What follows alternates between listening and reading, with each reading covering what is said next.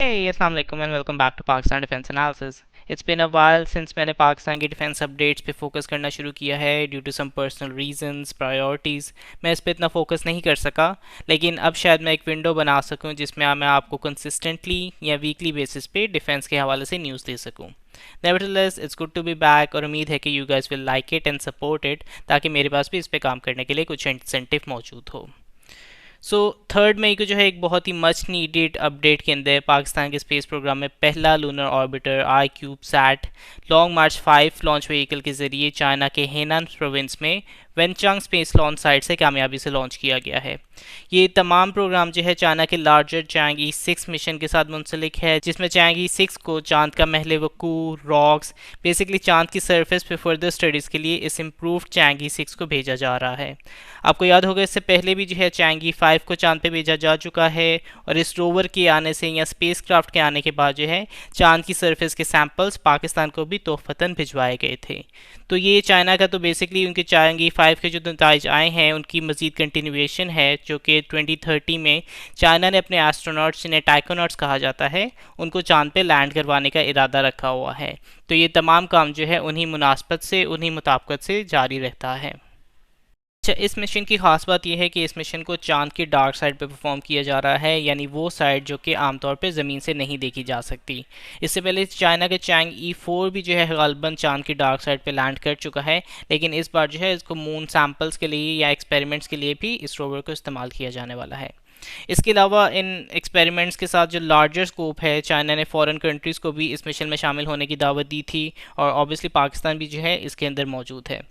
पाकिस्तान का ये जो आई क्यूब क्यू सैटेलाइट है, ये institute of space technology Sparco और चाइना की जियोटोंग यूनिवर्सिटी की जानिब से एक म्यूचुअल कोलैबोरेशन है, जिसके अंदर इस ऑर्बिटर को तैयार किया गया है। आई क्यूब के हवाले से जो ऑब्जेक्टिव्स मद्देनज़र रखे गए हैं तो उसको 3 हिस्सों में डिवाइड किया गया है। पहले पार्ट में, या जो जिसे हम प्राइमरी सक्सेस कह सकते हैं, उसके अंदर आई क्यूब की चैंगी 6 से कामयाब सेपरेशन और ऑर्बिटर के ज़रिए जो है आई क्यूब की सेपरेशन प्रोसेस की रिकॉर्डिंग शामिल है। इसमें बेसिकली 2 ऑर्बिटर हैं, एक तो लूनर ऑर्बिटर जो कि आई क्यूब क्यूब सैट है और उसके अलावा चैंगी 6 का अपना ऑर्बिटर भी मौजूद है, तो उसके साथ इसकी रिकॉर्डिंग का प्रोसेस कंप्लीट किया जाएगा। दूसरे फेज़ के अंदर जो है इसकी सक्सेसफुल रिसेप्शन को यकीनी बनाना है। आई क्यूब क्यू के सिग्नल की कामयाब रिसेप्शन जो है एक्सपैंड के थ्रू रिसीव की जाएगी और उसके ज़रिए जो है जो तस्वीर आई क्यूब की जानिब से भेजी जाएंगी वो हम रिसीव कर सकते हैं। और इसी के साथ जो है इसका तीसरा गोल, जो कि ऑर्बिटर के थ्रू चांद, ज़मीन और इसका जो मेन ऑर्बिटर है उसकी एक साथ तस्वीर लेने के फ़राइज़ जो हैं आई क्यूब क्यूबसैट की जानिब से परफॉर्म किए जाएंगे। और इसके साथ ही इसका तीसरा गोल, जिसमें ये अपने ऑर्बिटर कैमरा के ज़रिए चैंगी 6 का मेन ऑर्बिटर चांद और ज़मीन की एक साथ तस्वीर ले सकता है। चूँकि हमें ध्यान रखना होगा कि डार्क साइड पे रोवर को लैंड करवाया जा रहा है, इसलिए ऑर्बिटर के ज़रिए जो है हम दोनों ज़मीन और चांद दोनों की तस्वीर एक साथ ले सकते हैं। इस तीसरे प्रोसेस के अंदर जो है चांद की मैग्नेटिक फील्ड्स के हवाले से स्टडी करना भी जो है ये तमाम भी पार्ट ऑफ द प्रोसेस है, जिसको लॉन्गर रन में इंटरनेशनल कोऑपरेशन के ज़रिए फ्यूचर में भी एक्सपैंड किया जा सकता है। और फ्यूचर के अंदर पाकिस्तान के पास ऐसे चांसेस हैं और इस तरह के स्टेप्स मौजूद हैं जिनमें वो आई क्यूब एन को भी डेवलप कर रहे हैं। तो फ्यूचर के अंदर इस तमाम हवाले से हमें मज़ीद प्रोग्रेस देखने को मिल सकती है, in addition to the fact कि बाहर की इंटरनेशनल स्पेस एजेंसीज भी जो है इसमें अपना हिस्सा अदा करें। सो बेसिकली चैंगी 6 से कामयाब सेपरेशन इसके एक प्रोसेस में शामिल है, ज़मीन के साथ कामयाब कनेक्शन इस्टेब्लिश करना ये एक इसके प्रोसेस में शामिल है, और चांद की मैग्नेटिक फील्ड्स को स्टडी करना और डार्क साइड से ज़मीन और चांद दोनों की तस्वीर लेना जो है ये तमाम चीज़ें इसके प्रोसेस के अंदर शामिल हैं। आई क्यूब की अपने बारे में अगर बात करें तो आई क्यूब के अंदर 3 चीज़ें जो है बेसिकली वो उस पर मुश्तमिल है। एक सेपरेशन का मैकेनिज़्म है, एक ब्रैकेट माउंट है और एक क्यूब सेट जो कि खुद से अपने आप में एक ऑर्बिटर है। इसके अंदर 12 वॉट की बैटरी है जो कि 2 सोलर पावर्ड पैनल्स के साथ जो है पावर की जाएगी। इसके अलावा 2 ऑप्टिकल कैमरा हैं जो कि एक्स बैंड पे ऑपरेट करेंगे और गालबन 720p के अंदर आपको तस्वीर की क्वालिटी वापस भेजेंगे, जो कि 1 kb/s की डेटा ट्रांसफ़र रेट से आपको मौसूल होगी। 7 kg का इसका टोटल वेट है और इसकी ऑपरेशनल मैयार या जिस ड्यूरेशन के अंदर ये ऑपरेट करेगा वो 3 महीने करार पाई गई है, जबकि चैंग E6 का जो अपना मिशन है वो तकरीबन 53 डेज़ के अंदर मुकम्मल किया जाना है।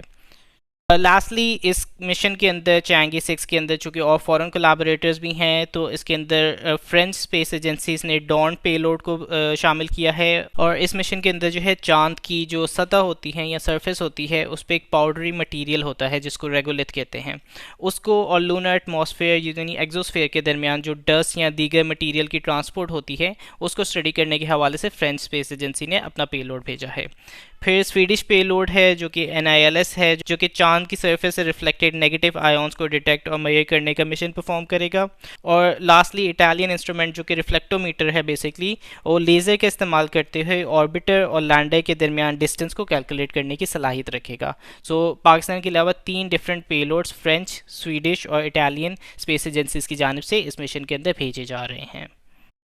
3 मई को ये मिशन लॉन्च किया गया था और इफ़ एवरीथिंग गोज़ वेल तो 8 मई को क्यूब 8 सैटेलाइट जो है वो मून के ऑर्बिट के अंदर आपको ऑर्बिट करता हुआ नज़र आएगा। क्यूब 8 जो है पाकिस्तान की स्पेस हिस्ट्री में एक बेहतरीन इजाफा ज़रूर है, लेकिन ये बात याद रखनी चाहिए कि अभी हम सेल्फ डिपेंडेंट या सेल्फ सफिशेंट इस मामले में बिल्कुल भी नहीं हुए हैं। फ्यूचर में मैंने जैसे बताया है कि क्यूब N सैटेलाइट को लॉन्च करने की तैयारियाँ की जा रही हैं। इसके अलावा दीगर चंद प्लान्स भी हैं जो कि डिफरेंट सैटेलाइट से मुतल्लिक हैं, लेकिन इसके बावजूद भी जो है पाकिस्तान इसमें सेल्फ सफिशिएंट नहीं है। इवन के 2030 के अंदर इफ़ आई बिलीव पाकिस्तान की जानिब से जो चाइनीज स्पेस स्टेशन है उसमें पाकिस्तान एस्ट्रोनॉट्स को भी भेजा जाएगा, लेकिन सेल्फ सफिशिएंसी के हवाले से हम अभी भी बहुत ज़्यादा पीछे हैं।